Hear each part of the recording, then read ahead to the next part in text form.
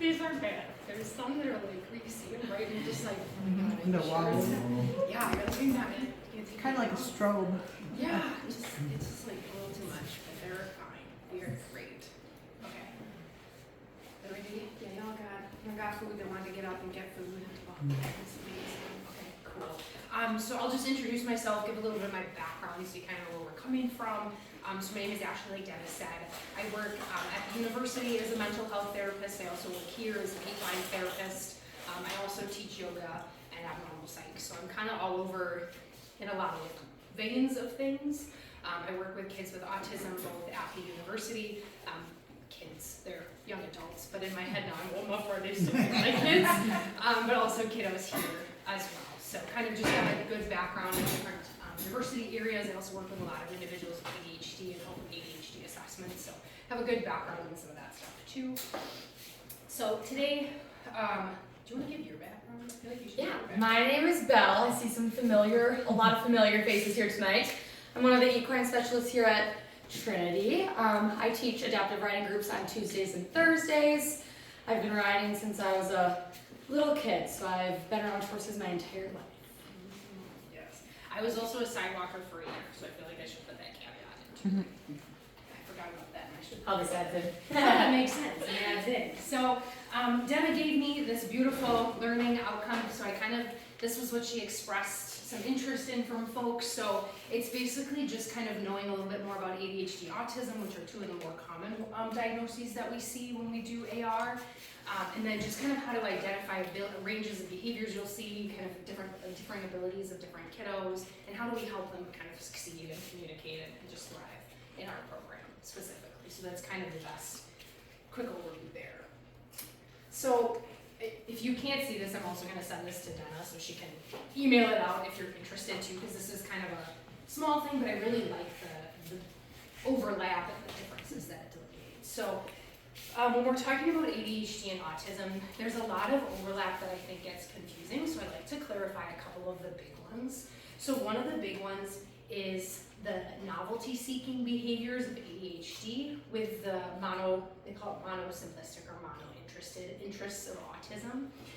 Throughout the day too, before I kind of jump into some of that too, we're going to speak in broad generalities about different categories. I also want to acknowledge there's always outliers in every single group, right? So what we might say is true for generally people with ADHD and generally kiddos with autism or things like that is not always necessarily exactly what you're going to see. So a person is still an individual on a level, but just kind of wanting to give you some broad spectrum ideas of what you might expect or what you might experience. So with that said, we'll kind of jump in back to the similarities. So individuals with ADHD oftentimes get associated with not being able to focus, not being able to stay on track or interested in many things. So they do tend to like novelty. They do like different things. They like to engage in a variety of activities. So sometimes that can be hard if you're trying to keep them on track, right, with one thing or focusing on One activity and adaptive riding. Exactly. But I like to challenge the idea that they don't have attention, because they do. It's just specific depending on what they're interested in or just depending on what's exciting them or new in the moment. So they both have the ability to be focused on one thing. It just looks a little bit different and might not be like, it's not as on demand, I guess is how I would maybe say that. Whereas some of us can adjust and change and adapt based on what we need to. They don't always have that easy ability to change. So that's one big thing. The social cues is a really big one too. So a lot of the times they overlap with people saying that they don't understand social cues or pick up things differently. ADHD, I think it's important to delineate. Yes, they sometimes struggle with social cues, but it's not because they don't necessarily understand them. The impulsivity side of things sometimes takes over, and they don't have that filter. So that's more where we see some of that, where they just I like to call it a speed bump. So people who are not neurodivergent have this built-in speed bump, where you go, oh, probably shouldn't say that out loud. Or you're like, this is an interesting thought, that wouldn't be appropriate here. We filter out that thought, right? Someone with ADHD doesn't always have that speed bump, so they just say the things that come into their head without having that filter in place. So that can come off, and then eventually they might go back and say, oh, just kidding, I shouldn't have said that out loud, I get it, but it already came out. So there's just a little bit of that impulse piece that's not as navigable.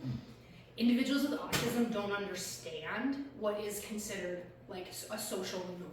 So they have a harder time picking up and knowing, like reading facial expressions, understanding different things. Whereas someone with ADHD can see your face and go, oh, okay, yep, that didn't land, I didn't like that, something was weird there. People with autism have a harder time with that. Doesn't mean it's not a learned thing. A lot of the times that's what, if an individual goes into therapy or goes into some of those things, those are behaviors that they might get taught of, just not necessarily even wanting to change their behaviors, but just helping them understand and better connect to people by teaching them like what their actions might indicate or might create in other people. So that's a big distinction there. Both have a similar outcome, but just a little bit different. The memory piece is also really interesting too, because both of them have struggles with memory, but it's different because with inattention, with that ADHD side of things, it's not necessarily that they don't remember things, it's that they have too many things going on to recall specific things, and people with autism have incredibly great memories. They have lots of detail orientation, they can pay attention, they can pick up the smallest thing. You might say one thing and like 3 weeks later they'll remember the exact phrase. I have students that come to me and be like, well, you said this the last time we talked, and I was like, okay, I'll take your word for it, because I don't remember, but you quoted like me to a T. Okay, cool.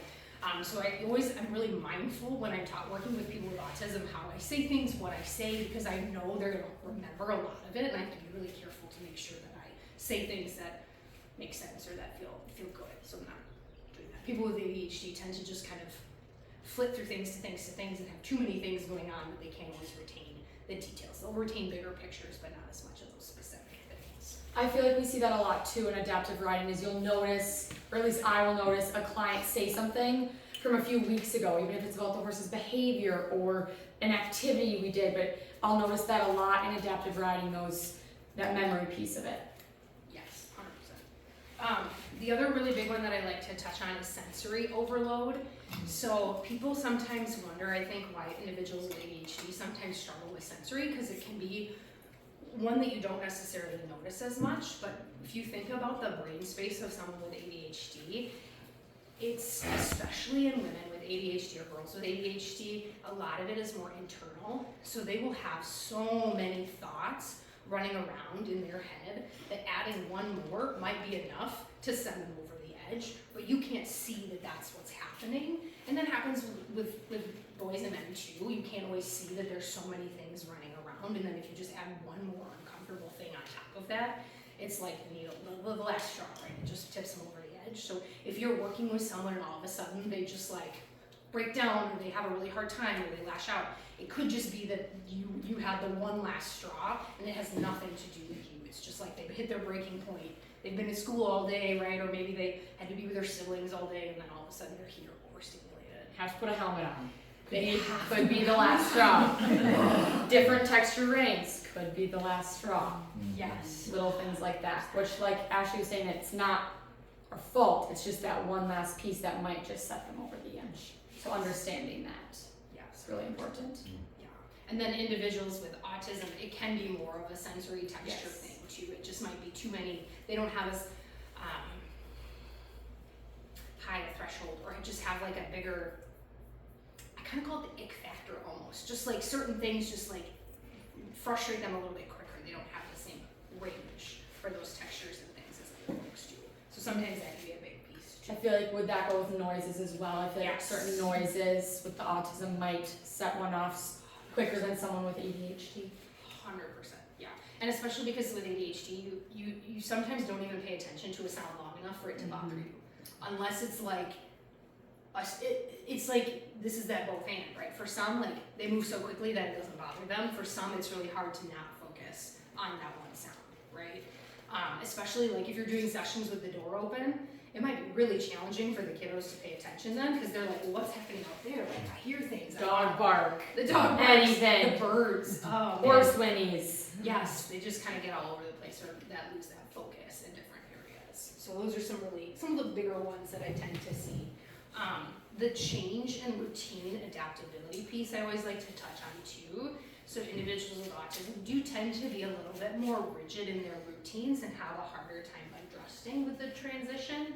Individuals with ADHD tend to be a little bit more flexible. However, if they're in a specific interest, that's where you see that overlap where like change will be hard. If they're like super excited about doing something and they're like in it and they're actually focused, disrupting that focus is going to be harder for them. Because generally people are like, oh, they're so excited, they move from thing to thing, they like new things, and yes, that's true unless they're really invested.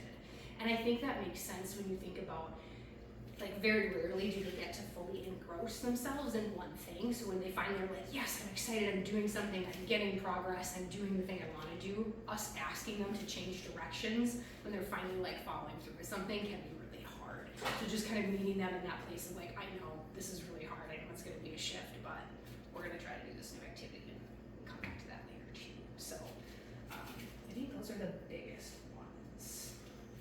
Oh, that's not true. Masking was the other one I wanted to talk about too. So masking being the hiding of different abilities, or social adaptability is another way that people put it. They both do that. So you might see individuals with autism who have stims who try to like cover them up or keep hands in pockets so that they don't engage in those behaviors. Individuals with ADHD, you might see trying to like bite their lips so they don't talk over somebody. You see a lot of individuals like sitting on their hands so they don't do quite as much like hand talking. I just full disclosure have ADHD, so I am a hand talker. I'm all over the place. Like, I don't know why, it just is a thing. It's how I release my energy. So you'll sometimes see individuals like put their hands in their pockets if they feel it's too distracting or they don't want like people to ask too many questions. So that's something that you'll see. Again, it looks different depending on what they're doing. One of the other things is fidgets. So individuals with ADHD, oftentimes the fidgets are more like an energy output source. So they do the things to keep everything like focused here by channeling their energy here. Individuals with autism, it's more like for grounding, to stay present and to be able to be engaged and keep themselves more like grounded. So very similar behaviors, just the reasons they do them tend to be a little different. So that's kind of the bigger gaps there. So I wanted to touch on language just a little bit because we're trying to move away from the idea of neurodivergence as like something that's like diagnosable or something that is super different and out there and it needs to be considered a separate changeable entity, because actually a good portion of the population is in some way, shape, or form neurodivergent. So we don't want to necessarily put them as the outlier as they have been in the past. And we want to move away from this deficit model that there's something wrong with individuals with autism, ADHD, and actually just like change to a more adapted society to like include them and do things in a wider variety. So we're not just appealing to one different learning style. And honestly, it's better for all of us because not many people can all fit in the same learning style anyway. So that's where some of that comes in. So this is ADHD specific. So for inattention, like I was saying, inattention is a hard word because it does bring that like negative connotation with it.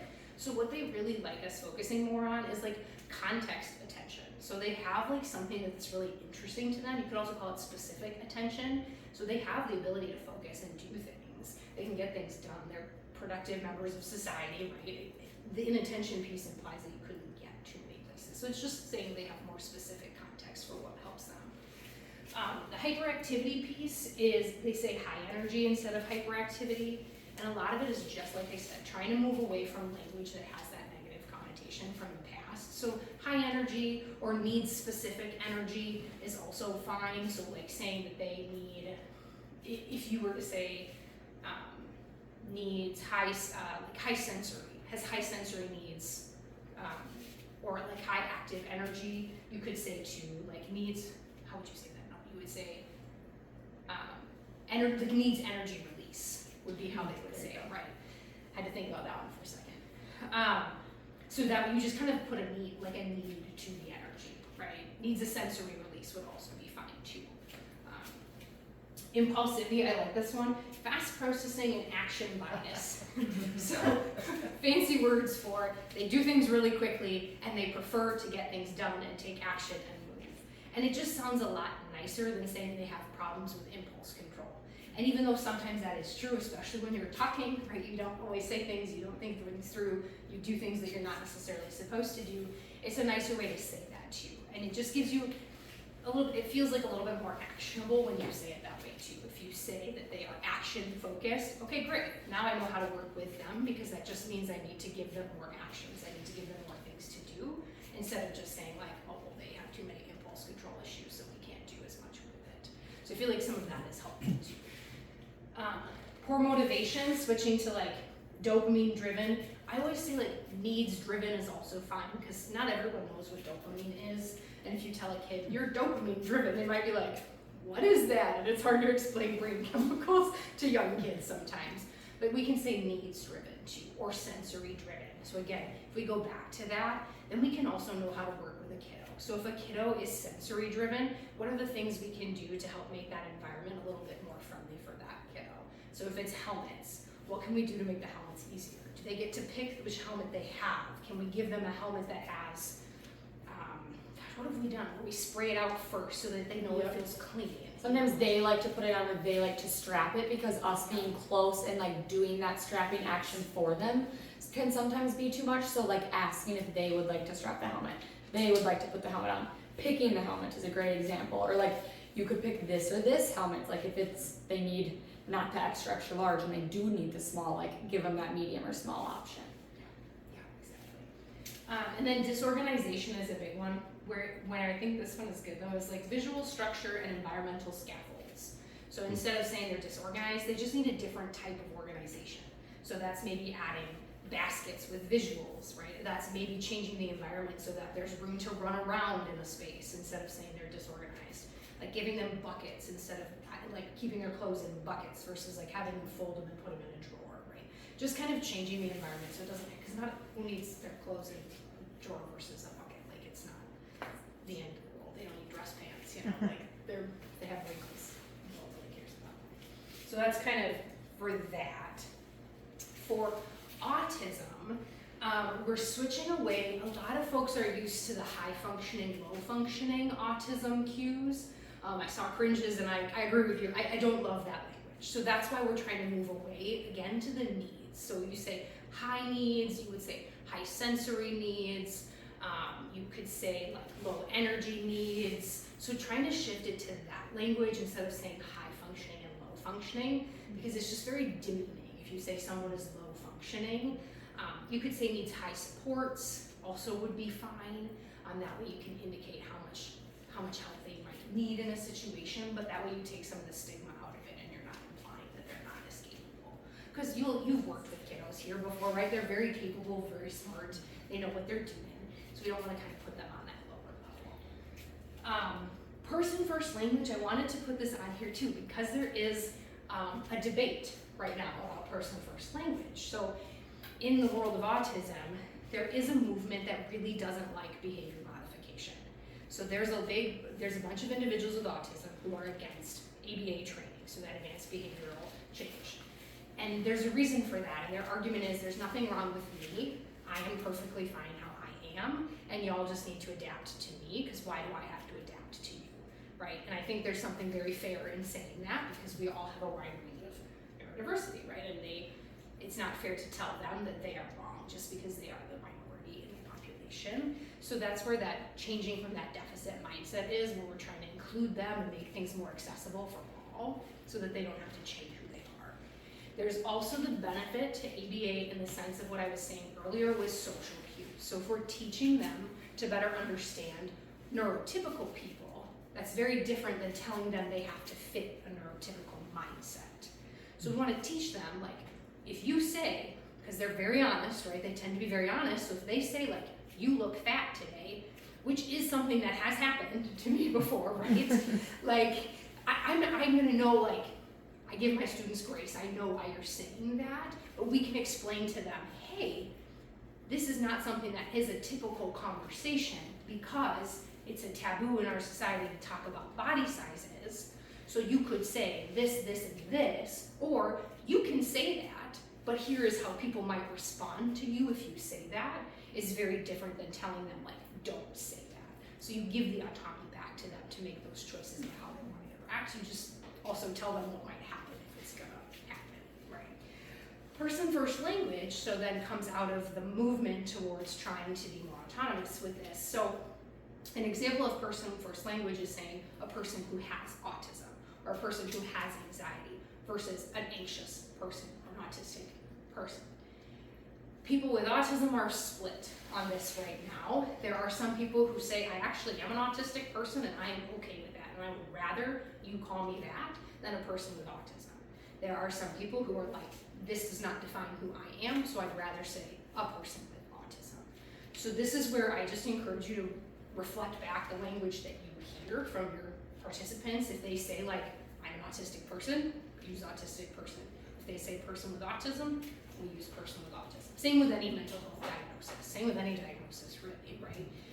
If you don't know when you want to say something or you want to ask and it's appropriate to do so, I would just ask to, like, how would you like me to refer to you with that? And then whatever they tell me is what I go with. So it's one of those things where, again, generally I default to person first until I know otherwise, just to be respectful, because it's kind of my theoretical approach that we are just human beings and we don't have that attachment to anything. But if they tell me they would use the other one, then I will default to the other one. So just wanted to include that here too. So these, I've spoken to a lot of these already, but just basically we're trying not to view autism as just a disorder that needs to be changed or treated and fit them into a society. We're trying to promote well-being and self-advocacy. So again, like I said, with the coaching, giving them those options, letting them autonomously make those choices of how they want to interact in the world, not telling them they have to fit in a certain box. Adapts to the environment, so that's what I said too, where we make those changes, we make things a little bit more accessible. We have added like the coloring books, and usually we have fidgets out and we have snacks and we have different things in our environment to make it more accessible to folks so that they don't have to necessarily like come into a blank space and try to like sit quietly if they don't want to, because that can be really hard. And then communication styles and interests, we talked about that, like explaining to them what you can be direct as you want. Here are going to be the things that are going to happen if you do that. Here are other ways that you could do that if you want to, but you get to ultimately make that choice. Any questions before we hit into the next part for adaptive writing as we go through? I should say I have no problem with interruptions, so if you have questions as we go, fire them at us. That's one of those beautiful ADHD brain things where multitasking is a thing in our world, so I can be not disrupted by anything. I'm like, I get very tangential myself too, so. Do you see much sensory seeking behavior in kids that are living with autism?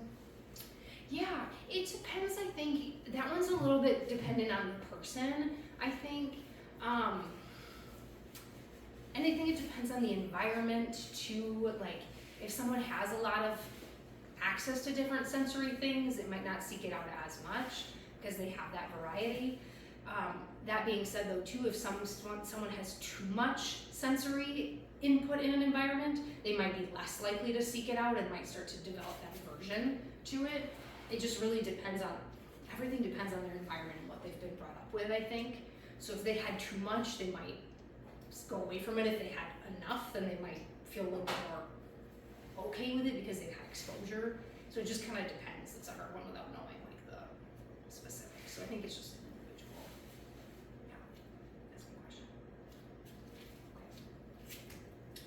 Okay. So how many folks have done adaptive writing? Are you all like have done?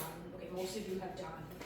Okay, so most, but not all. Okay. Volunteered for adaptive writing. Yeah. Yes. Oh, sorry. Thank you. Volunteer for adaptive. Maybe so. Like for our volunteer appreciation night, then maybe That kind of counts. right? Maybe you've ridden a horse. How many people have ridden a horse? Out of curiosity. Not here, but. Yeah, that's fair. Yeah. Okay. A good chunk of you. All right. So you mostly know how great it is to be on horses. Okay. Cool. So what you usually see, we usually get joyful and excited kiddos who are so ready to be here and be on the horses and are just like beyond thrilled. So sometimes that doesn't always happen, depending on what maybe happened in their day and how they show up in the room is a little different. So there's other things we see. So we see some squeals, some noises, some really excited whoops, depending on what they're. What are we doing with this? Yeah. Sorry folks, I don't know if anyone else is getting distracted, but okay, great.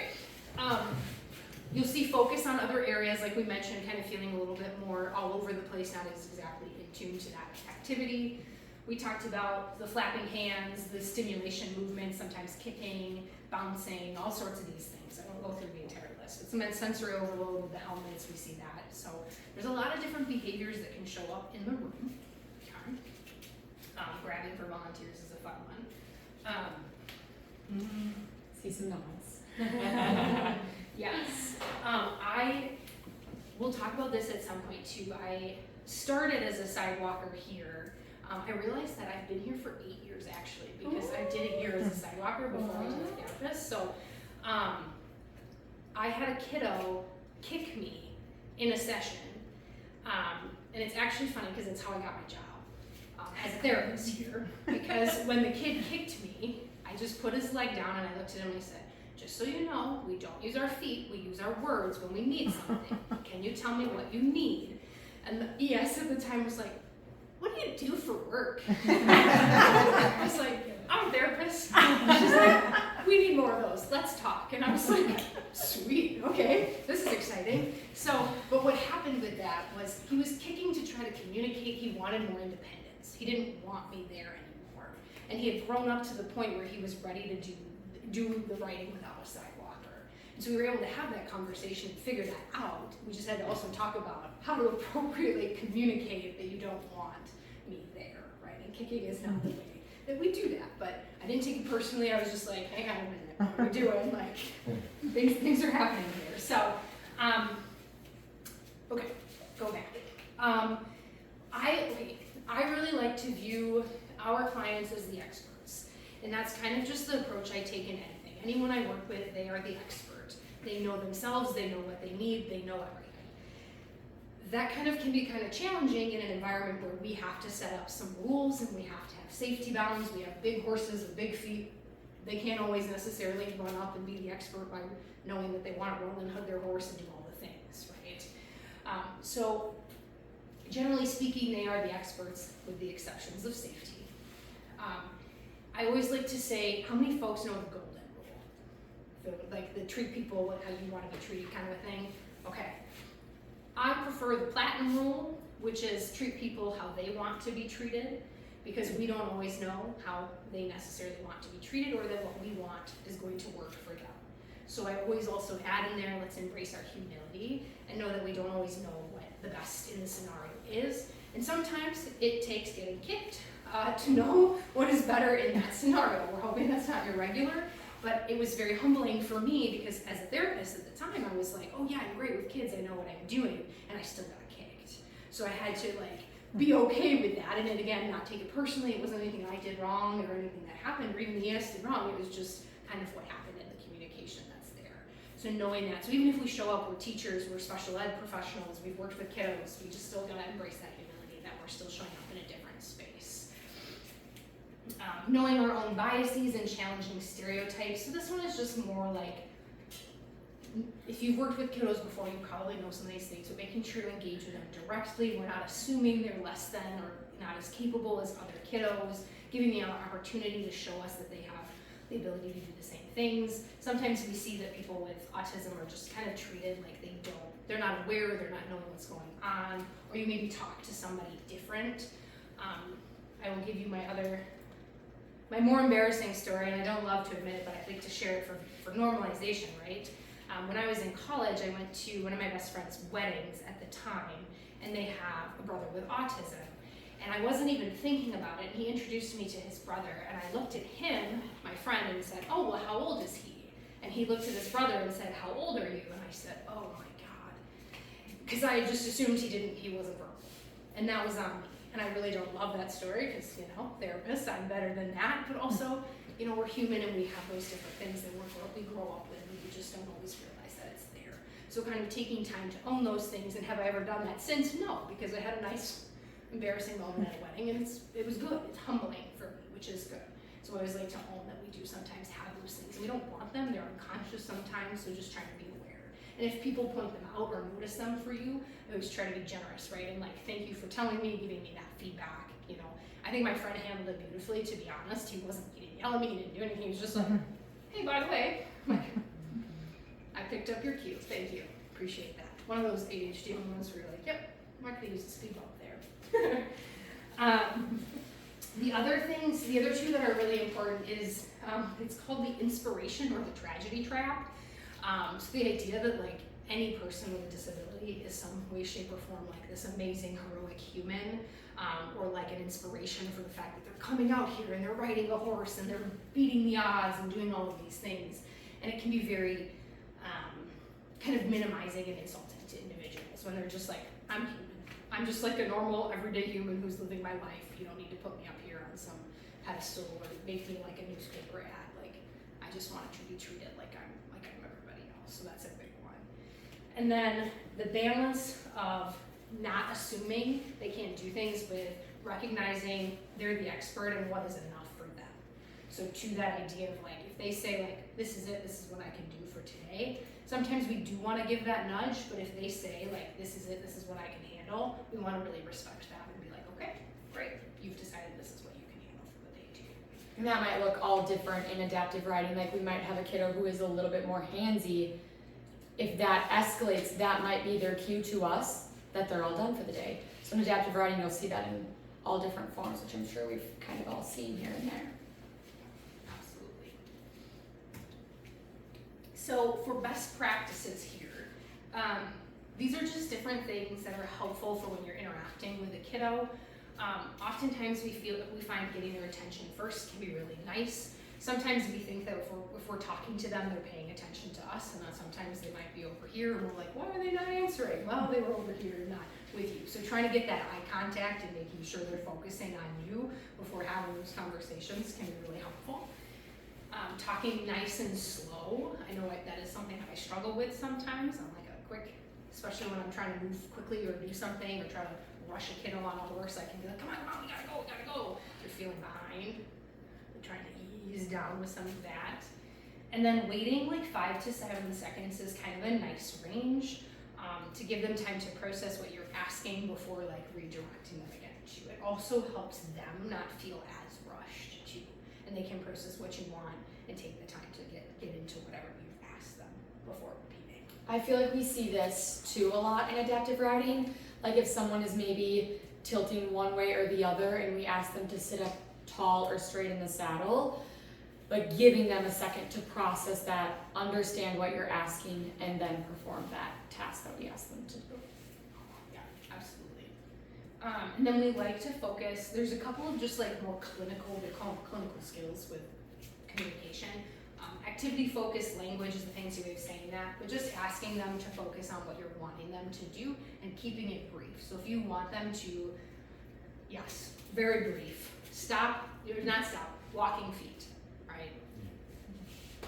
If you're with me today, you might have Yes. that. Right, walking feet, let's use our walking feet, like as brief as you can. Get the brush, gentle hands, all quick, short things that focus on what you want them to do. Stop is a really tricky word. If you have ever had someone tell you to stop it, the immediate human response is no. And it's so frustrating because it's so innate. You want to be like, no, I want to do this even more now. And it's hard, right? Even as adults, like don't press the big red button. All you want to do is just push. The Dollar Tree kills me because they got this big red button. You have to push it, and I'm like, no, I can't push the button. It's like a whole thing. Anyways, again, distraction. But we all have that like innate piece. So I like to, Belle and I were just talking about this, like trying to use stop as like an emergency word where Yes. they like know you mean it. When you say stop, it's a safety concern, and they know like, okay, I gotta stop. It's not just like an overused, said all the time kind of thing. If it's said, then they're like, yep, okay, something bad is gonna happen if I don't do the stopping. Running up to the back of a horse, hind end of a horse, that would be a stop moment for me. Like, whoa, we need to rethink this right now. What was your example you said earlier when we were talking about slow down, redo? Oh yes, sometimes if I see a kiddo going to do that or going to do something, instead of saying stop, I'll be like, whoa, wait a minute, or like, I'll say their name, or I'll just try to get them to get distracted from what they're doing and focus back on me, and then give them that redirection or that cue that I'm gonna give them. If that makes sense. Like making it a game too sometimes Yes. can be really nice. So if they're running towards the horse, you can yell like, Johnny, come back. Let's try that again. but I wanna see how many steps you can take between now and there to get How out. slow can you go? Yeah. Can you take really big steps? Oh God, I'm gonna slip. Get there, you know, just anything you can do to kind of make it a little bit more of a game, make it silly, as long as it's not something that like, it just comes off less shaming, right? That it makes it more fun and then it doesn't like shut them down either. And kind of get that little sad. I've used slow motion because sometimes they'll really like to get into that slow motion too. So. I love that.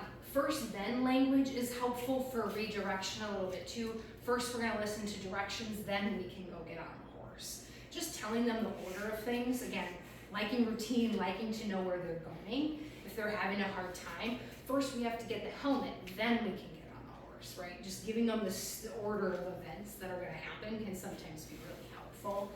I feel like a lot of times too, kids want to get right into that activity, but first we need to warm up our horses and our bodies, then we can get into that activity, because that's a big piece of it, is we have to take care of our horses as well, so we can't just jump right into that activity. First we warm up our horses, then we do the activity. Yes. And sometimes, I meant to say this earlier too, but sometimes giving a why is really helpful, right? And much like us too, I think we are curious by nature. So if they're asking them a lot of questions, like they just generally want to know why we have to do certain things. Sometimes it's not always like trying to be obstinate, it's just like they're curious, they want to know. This is something that got me in trouble a lot in school because I would ask why, and it wasn't like I was actually trying to be like malicious, I just actually wanted to know why did we have to do things in certain orders. So like if they ask like, well, why do we have to put helmets on? Well, for safety, we gotta make sure we protect our noggins. You know, like horses can be kind of wild sometimes. Like obviously they're not gonna be wild because you can sometimes barely get them to move, but love you, Spike, but also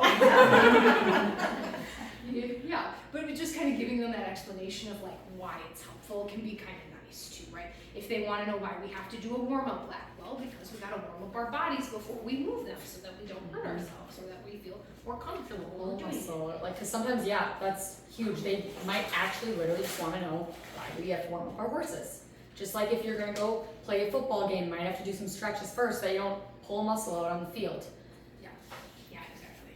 And then time references is sometimes helpful too. Again, just knowing that series of events. So if they were like really wanting to get off their horse, you can say something like, it's in about 5 minutes, we're gonna get off the horse. So we're gonna do this for the next 5 minutes, and then in 5 minutes, we're gonna get off the horse. I don't always, not every kid understands the concept of time, but it gives them something to like know and put in their head, like it is coming up that we are going to be doing the next step. So sometimes that can be helpful. For the older kids, they do understand that, and it can give them that sense of peace of like, okay, it's only 5 minutes, I can handle this, like, we're fine. For a kid too who might not understand time, you could always use laps, because I feel like Yes. usually they're used to our laps and what a lap is. If not, but you can always get 2 more laps or 3 more laps instead of using the time frame too. Yes. I love that. Okay. Kind of along with that time. Yeah. I've had more than one rider ask, when are we gonna be done? Yes. And I don't really know. I just say, I'm sure it's soon. You know, I just don't know how to answer that or to say it the right way. Yeah. That one's a tricky one too, because it does depend on what the activity is and when they ask it too. If you know that you like just got on, you can say like, we have 2 more activities before we're gonna be done. You could couch it in what you have left versus a specific time. Is there like a structure every single time the same? I usually try to keep a structure, but like if we're just getting on, you could be like, we have 5 more things that we're gonna do, just like a broad number, just so that they know it's more than a few. Would it be appropriate? I would think it would be appropriate. But if it's a kiddo, maybe they don't want to ride the whole time. So like maybe that's their way of being like, today's been a long day. So maybe asking them again, like, well, how long are you wanting to ride? Or like giving them that, I don't want to say pushback, but kind of throwing it back to them a little bit if they're able to answer. Because I've seen some kids that are actually just like exhausted and the 50 or 40 minutes is a long time for them, and that's their like polite way of asking how long. And like specifically on the kid, if that's a thing, I would love for like sidewalkers or horse leaders or whoever's hearing that to tell me too, so that I can kind of keep note on that kiddo and like, kind of dive more into that with them as well. I'd rather divert to you. Yeah. Answer that and handle that. Yes, for sure. I We like don't the know how many more activities most of the time. yeah. I like the idea of saying too, like, why are you asking? Yes, like kind of, yeah. Why are you asking that? Are you like, how are you feeling? Like checking you back on that. They might be sick that day. So yeah, kind of throwing it back. Like, what do you need? in Yeah. this way, yeah. And then you can always flag Belle down if they're like, I'm ready to be done, or I'm not sure, I don't want to, or if they keep asking, you can always flag Belle down. and Always. have her help you. Yeah, all that. So repeated behaviors, we've kind of talked about this a little bit, but this is kind of more like the ES, but you're gonna maybe notice these things that are repeating behaviors if you're working with the same kiddos. So if you see a kid that's constantly coming and like always really energized or feeling really like just like hard to kind of pin down, having some empathy because they might have just come from school, you know, like talking through those patterns of things that you might see, or if they have a lot of sensory like overloads every time they come in and you're noticing these patterns of behavior, it's important to let them know, or whoever your PS is, there's Belle's here. So, but just because there might be something more happening, so if they're coming straight from school and it has been really hard, we might be able to problem solve with the parents that they run out and take the kid for like a lap, where they just like walk. Maybe they run and do some jumping jacks in the parking lot to just kind of get out some of that energy. Maybe you do the wiggles and dance together before like they hop on a horse. You know, if it's sensory overload, do they need to sit in the grace garden for like 5 minutes when they first get here, and they can do all those things before they get Or get on last on the horse too, so that they do have that time. here. So I definitely, like if I notice behaviors continuing to happen, I always will check in with the parents just to make sure that we're not missing something. Sometimes too, I feel like you'll see the opposite of this as well, as you'll see like really tired, really slouchy, or not maybe wanting to engage because they were exhausted from the day, which then you don't want to force that engagement, just do what they're willing to do that day. Yeah, exactly. Yeah. I put ecolalia on here just because it was mentioned that there are some kids that do have this here. So that's just like the automatic repetition of things that they hear or phrases that they notice. And it's not intended to be malicious, right? Sometimes you do have the kids who are like, why did you say that? Why did you say that? And they just actually do it to kind of push buttons because that's developmentally where they're at. These kiddos who do this are doing it more for their own understanding. They're trying to communicate a need, or they're doing it to fit like, I don't know if I want to call it a ritual, but just like doing it to fix an urge. Like, have you ever just had something where you like had to do it and you couldn't explain why? Like, if I see a hair on someone, like I have to get that hair off of them, and it's just that feeling that I have to do that. That's kind of how I describe that. It's just like this thing that they have to do to feel like they've completed something. For some other kiddos, it is to like communicate a need, or they're practicing that verbal cue. So it just kind of depends on what that specific kiddo is experiencing. But I feel like that's a good way to make it a little more relatable. It's just like that urge. So some other things to do when you see repeated behaviors would be, they call it active ignoring. I kind of think I prefer active like redirection. Ignoring in a positive and affirming way, that's just the technical term. Basically what it means is that you redirect the kiddo and then you do not engage again unless there's a safety concern. So you are focusing, you are modeling your attention. So if Belle just gave directions and they're still trying to talk to you, I would again encourage maybe non-verbal engagement first and say like, and point to Belle. And if they're still talking to you, then you just turn your attention to Belle and continue to not engage, because it doesn't give them that motivation, but you've given them the direction of what you want them to do. If the nonverbal is preferred, because that way you don't add to the conversation and the talking and the distracting around the arena, we refocus on Belle and where we want our attention to be. But that way the kiddo can then also see what you're doing, what you're asking them for, because you're modeling it by paying attention to doing that. The other thing I just put on here is take a breath, because sometimes we can get really frustrated, right? Before I addressed the kid that kicked me, I had to take a nice deep breath. So I was like, I have been kicked. Okay, cool. Like, what do you do when this thing happens? Co-regulation is a really big thing. That's honestly why horses are so powerful, is because they help us co-regulate. So if you're really distressed and the horse can feel it, they will breathe and sync up with your breath to help bring you back down. And we can do the same for the kids that we're with. So if we see that the kid is also starting to get amped up, the more we just like take big deep breaths, we can help them co-regulate and calm down just through that power of the breath. Something I want to add there too, like this sometimes will look different depending on the client. Some kids might have to stop the horse in order to do this task. Some kids need to keep moving. They need to keep moving while doing this task. And that's something that I would like let you know in the situation while it's happening, because sometimes stopping the horse almost will get them more dysregulated. Yes. Absolutely. And it's fair to say too, you reminded me, that like, adding to the talking might just be too much, so doing the nonverbal cues to focus on the instructor. So it's fair to say that, you know, last January 2025, we had like, what, 2 sessions a week, and they were like 2 or 3 kids. We have like 6 sessions a week with 4 or 5 kids, and it's just, you know, things are so much busier. These are really helpful things to like, Yes. oh, it would be helpful if we. Yes, for sure. Because it's amazing how quickly voices add to the noise, right? When you think it's just like you having a small conversation, it doesn't feel like a lot. But when you're in the middle too, and all of a sudden those voices add up, it's like, oh. And that could add to the stimulation of the kids, right? If every single group is talking, you've then got, if you got 4 people, you got at least 8 people talking in a space, plus Belle trying to talk. It ends up being a lot, and then the kiddos that's where some of that overstimulation could be from too. Like if they're trying to listen to what that kid's saying and they're talking about, and then trying to listen to the kid in front too, it can get to be kind of a lot. So that nonverbal piece can be really nice. Then my watch just notifies me of like loud environment. I'm like, oh, that's playing back down the hall. That's amazing. It does every time.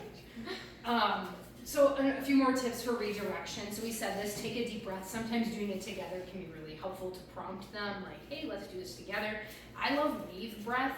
So like inhaling up, exhaling down, and having them do it.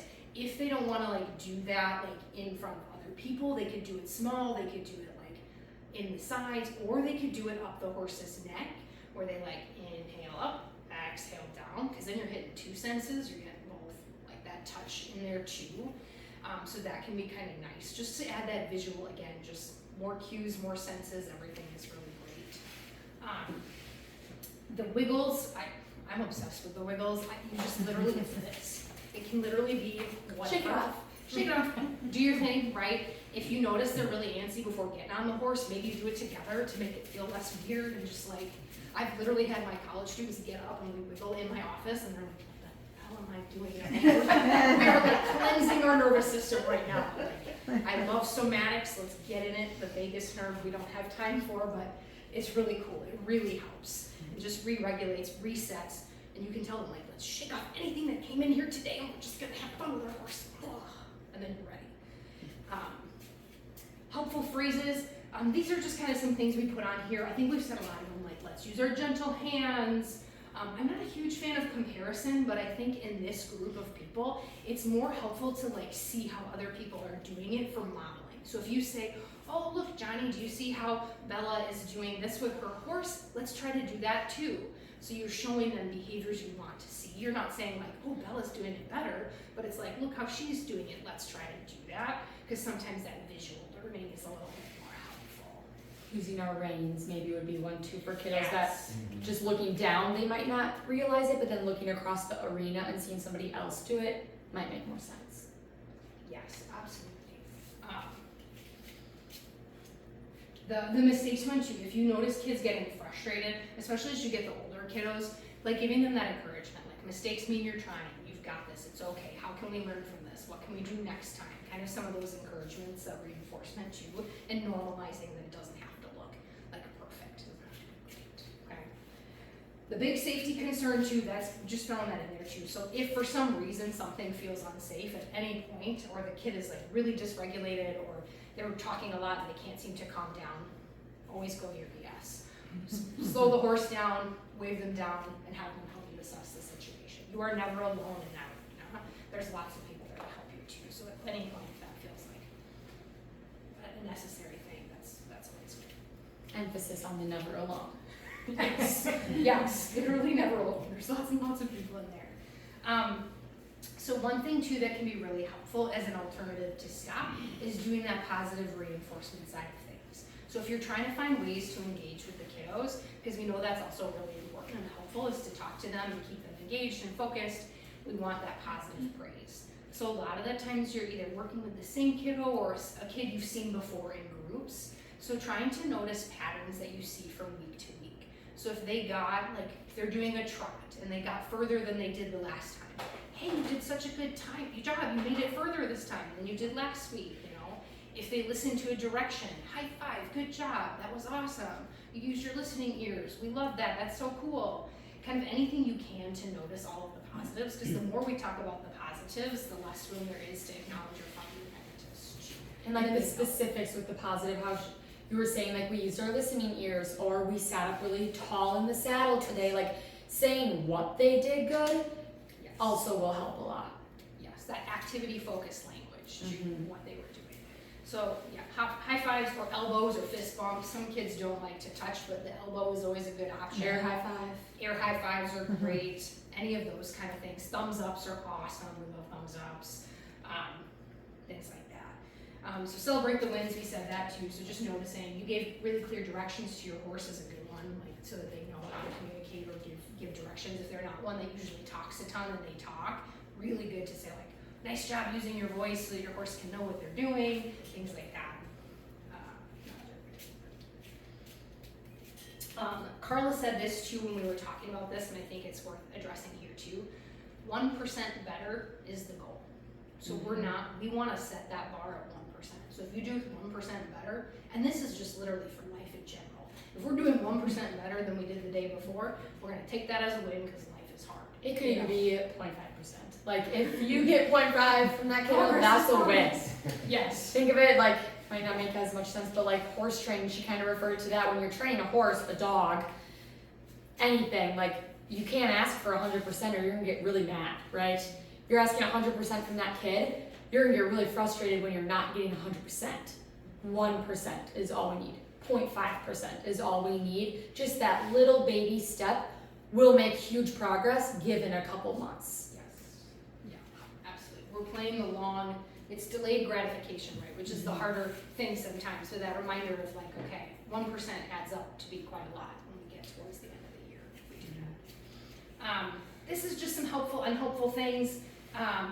So helpful being that activity-focused language, not helpful being labeling the behaviors. So we try to avoid putting our own personal or opinionated words into different things. So naughty and nice come with a lot of connotations that can be really challenging. We don't necessarily want to give those kids those labels because maybe they're called naughty at home, and that can be bringing up a lot of other stuff for them. So we kind of want to avoid any words that are triggering.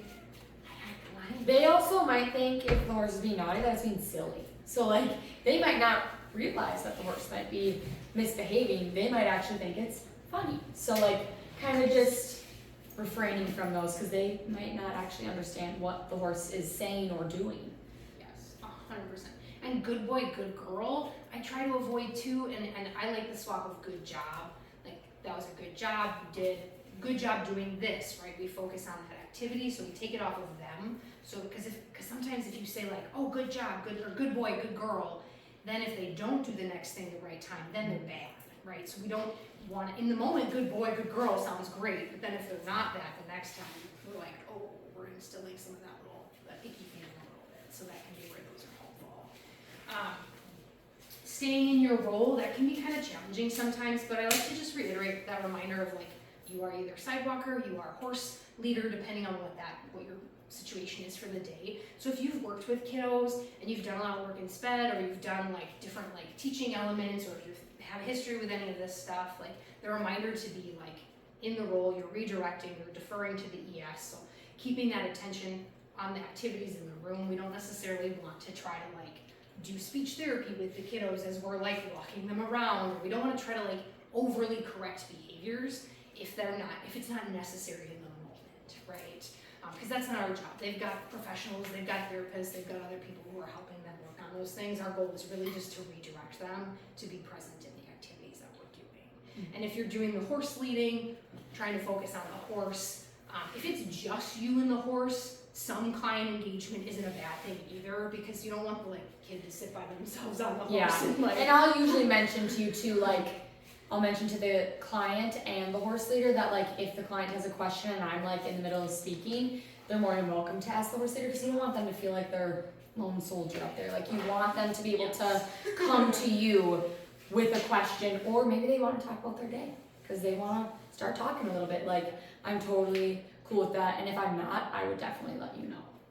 Yes, and the time to do that is warm-up laps or between Correct. activities, Yes. right? So there is time for that, so you can say too, if they want to start telling you about something, you can say, I really want to hear about that, let's talk about it after the next activity. Mhm. So redirecting them to the appropriate time. So again, we're not telling them no, we're just redirecting them to when they can do that next. I think that's the big one. So yeah, just make sure you're not talking with the instructor and the ES and everything. And then check in with your ES at the beginning too, in case there's, like we said, different kids, maybe different days. If you're working with a new kid, haven't had them before, they might have different cues that they need, or might be okay to talk to them or use more verbal cues with that kiddo depending on what they need. So if they have a special need, just making sure you're always checking in with your ES so that they can tell you what that kid might need for the day. I usually try to take time to either after or before tightening the saddles of the horses to kind of check in with everybody, but everyone has a day, so I might forget one day, so definitely feel free to flag me down. Yes. And then if parents share anything with you, it's always worth sharing that with your ES too, because you guys kind of tend to come in here, whereas she's busy and they're doing her thing. So if they share anything that's really important or pertinent, or they had a bad day, or something happened, or they got a flu shot and they're feeling sluggish, those are all things that are really helpful to let your ES know, just so again, because then you can keep an extra eye on them. We had a kid once who we call it noodling. We call it noodling. You still call it noodling? When they no. Sometimes when we had a kid in a wheelchair who had a muscular limit. And they had I'm gonna start calling it noodling. That's what we called it. We called it noodling. Where you could start to see they just kind of they were done. They were ready. Their muscles are really tired. They would just kind of go like this. So we had a kid who just had a flu shot, and they were we wanted to tell you this because they're not going to likely have as much stamina today. So we looked for that a little bit sooner to be okay, this kiddo is going to have a lower threshold today. Thank you for telling us, and we were able to get them off and keep an eye on them sooner than because they got off 15 minutes in. Yeah, flu shots wipe you out, especially when you're little. So just good to share those things. I think that is it for that one. Okay, we threw a lot at you. I will, like I said, I'll give Denna the slides too, just because I think that would be really helpful. And what questions do you have for us, if anything? Stories to share? Anyone else been kicked? Just kind of curious. Have the hair grabbed. Hair grab, yeah, that's a common one. Been slapped. Mhm. I think I've been kicked maybe. Yeah, it's okay. I've also been brought a rose. That was the sweetest thing ever. It was really great. Worked with them for a couple months, and then they brought me a rose on our last day. It was literally I got a hug cry. on the last day one time and I was like, oh my gosh, I'm on. It was great. Yep. It was really good. Some good stuff. There was one little guy I worked with. Well, he came across as about 8, but he was, I think, 10 or 11. And he was the most serious person I ever met. And 4 weeks in, it was hot at the summit for the activity. And he says to me, out of the blue, "Do flies ride on horse flies?" I said, "That's hilarious." And I share that. Nice. I love the silly jokes that you guys hear, so I love when you share if the client's comfortable or if you share with me afterwards, because those can just make your day. They really can. Especially sometimes the flat affect that you sometimes get, and then they tell you the funniest thing ever. Yeah. But it's just so dead serious. Oh my gosh. Yeah. I have so many examples, but right now I can't think of. There was one really good one, I just can't think of it. Oh yeah, you're on the spot. It's everything goes there. Yes. Yeah. Do horses lay eggs? Oh yes, two horses lay eggs. But that was after passing a pile of poop that kind of looked like That's eggs. just the best. Oh, that's classic. Did you explain anything there? Just no, No, horses don't. I think that's as far as we went with that. Yeah, They don't lay eggs. Birds lay eggs. A We did say we're redirection. Birds lay eggs, horses do not. And that's fair. Yeah, that's awesome. I love when you, and before everyone comes, just a reminder for everyone, for a new sidewalk or anything, it's just so nice, a refresher for the week that, you know, so and so, you know. Yes, for sure. And if I ever forget, please, like, because sometimes maybe I had a chaotic day and like my brain is going a million miles per hour, as long as everyone else. Sometimes we have to kind of come and take that deep breath and be like, okay, this is what I'm doing, because we're all humans, so Yeah, stuff happens. yeah, it's so helpful. Thank you. Belle has great ideas too. So if you're ever struggling, fantastic ideas. She is excellent at her job. So excellent, can always help you. Well, thank you. I have lots of support, that's why. And I'm very thankful for all of you. Couldn't do this without our volunteers, so. It is a privilege. This is a cool job. It's a cool space. To be with horses and kiddos, the combination. I confess I started because I like the horses, and I just fell in love with the kids. Mm-hmm. You do. I think it's how we rope people in. They're like, cool, horses. They just win your heart. Yeah, That's just no, great. You do. Yeah. It's the best. Any other questions, concerns? Well, I guess I got one. I ran into, the kid was constantly chin strap up here and he's like, look that way. And I'm, yeah, I know what you're doing. I didn't know, but I mean, and he just kept doing it. Is it just proper to ignore him or should? Sometimes Yeah, that can or- be I like don't know a if it's habit or a safe to- sensory thing as well, like that motion, like redirecting to holding the reins so that we're not able to make the strap. But that's something I also like to know, because then typically I will adjust the helmet. I'll either tighten it, tighten the back, move the helmet around so that it's not as easily to like pull it over the chin.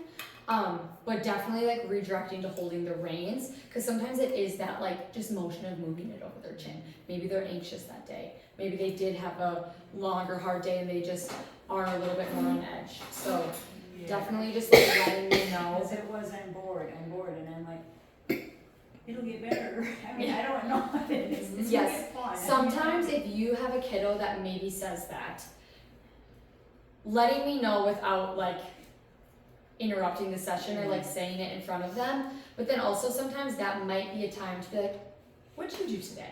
What did you, like at appropriate time, but like they might need a little engagement, more engagement, because I have to engage with the whole group. I can't necessarily always be one-on-one. I try to at times, but I obviously have to engage with everyone in the entire group. So bringing up a side conversation or have like showing them a move of the rein, because I've taught everyone we should all know how to pull the reins towards our hips. Maybe you make a circle or just kind of switch it up.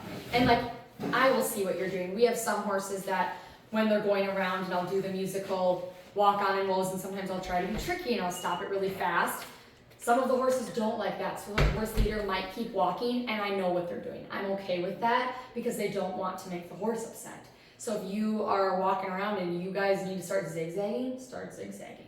Whatever that kid needs for that day.